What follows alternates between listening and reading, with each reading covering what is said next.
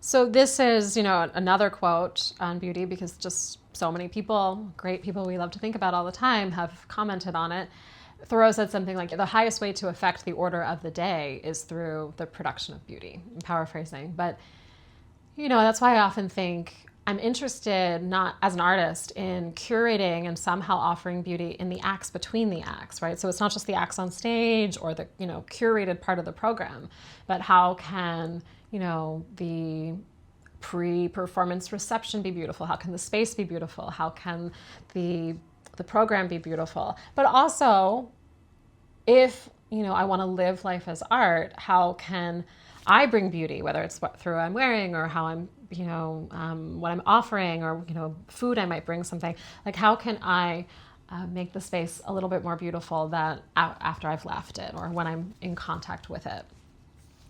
And this has brought up a lot for me in recent months because I love natural textiles, and also because I wore a back brace when I was younger, and it, really compresses in on you and whatnot. I, for various reasons, have been drawn to a lot of like loose, big, billowing clothes in the past decade of my life. A, I find them more comfortable. B, I avoid that, psychosomatic memory of the compression of the brace and whatnot. But there certainly is a component that, through comments from various figures, old friends, new friends, not friends, in my life, it's very kismet that it all kind of happened over a 12-month period.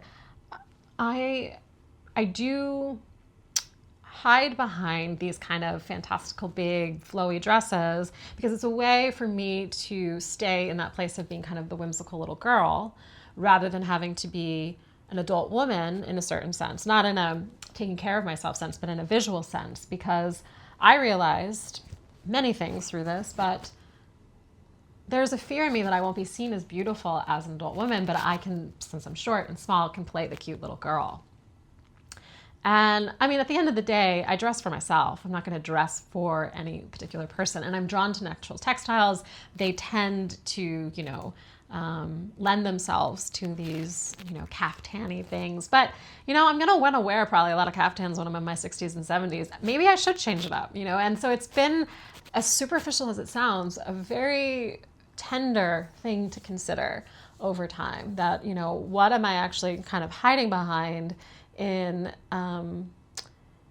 this persona that subconsciously is expressed through the clothing that I have accrued and curated, at least over the past decade or so, because we all go through phases with that. And it's been really powerful to sit with because of how I was treated, because of how I looked as a kid growing up in an area where a lot of people didn't have darker skin or my hair or this or that. And I also didn't look like my adoptive parents. So I didn't have that sort of reflection back, which is in a way sort of a validation that it's okay to look the way you look.